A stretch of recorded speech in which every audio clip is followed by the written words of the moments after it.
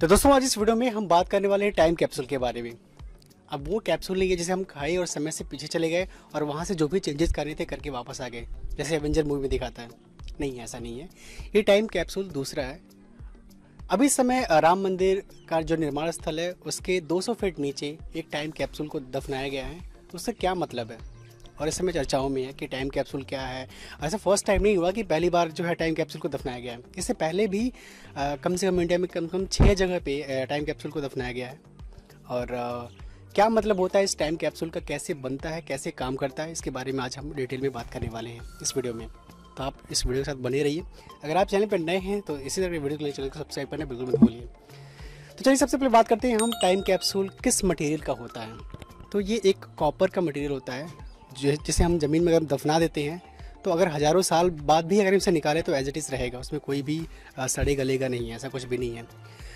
अब जो इसका साइज होता है अराउंड 3 फीट्स के होते हैं और बॉक्स एक कंटेनर होता है। उस बॉक्स के अंदर हम कुछ दस्तावेज डाल देते हैं, जैसे कुछ हार्ड कॉपी हो गया या सॉफ्ट कॉपी हो गया, मेमोरी कार्ड वगैरह, जो भी हमारी टेक्नोलॉजी होती है, फिर जो भी हमारी हिस्ट्री होती है, उस हिस्ट्री को जो हाईलाइटेड पॉइंट्स होते हैं उसको हम क्या करते हैं, उस बॉक्स में हम रख देते हैं। रखने के बाद जो है उसको ज़मीन के अंदर डाल देते हैं।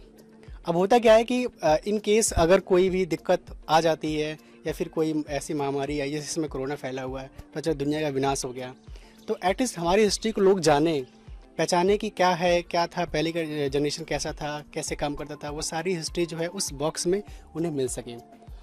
तो अभी जो राम मंदिर के जो निर्माण स्थल है वहाँ पे जो अंदर दफनाया गया है जो कैप्सूल है, उसमें क्या है कि जो भी राम से रिलेटेड जो भी हिस्ट्री है, वहाँ की जो भी हिस्ट्री है, उसको जो है उसमें डाल दिया गया है ताकि जब भी इसे खोदा जाए या फिर इसके बारे में निकाला जाए, इन्फॉर्मेशन निकाला जाए, तो ईजिली लोगों को पता चल सके। इससे पहले जो है इंदिरा गांधी ने लाल किला में भी इसे दफनाया था अराउंड 35 फीट के गहराई में टाइम कैप्सूल को। उसकी हिस्ट्री के बारे में जो भी डिटेल्स है उसको इस बॉक्स में डाल दिया गया था। 2010 में प्रतिभा पाटिल जो है IIT कानपुर में टाइम कैप्सूल को दफनाई थी। और उसमें भी क्या था कि जितनी भी टेक्नोलॉजी है, वहाँ का जो भी रिसर्च है और जो भी वहाँ के प्रोफेसर्स, डॉक्टर्स मतलब हैं, जो भी उनकी टीम है, जो भी उनका इन्फॉर्मेशंस है, अराउंड 50 ईयर्स तक का सारा डेटा जो है उसको कलेक्ट करके उस बॉक्स के अंदर रख के और उसे ज़मीन में गाड़ दिया गया था, जिससे पता चले कि हाँ यहाँ तक काम हो चुका है, यहाँ तक लोगों के बारे में, लोगों को पता था इसके बारे में।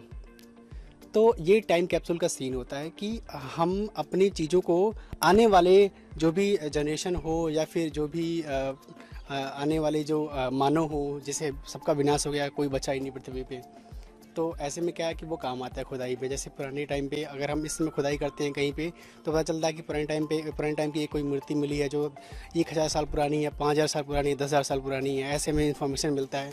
तो वैसे ही इस टाइम कैप्सूल में भी हमें ये सारी चीज़ें मिल सकें।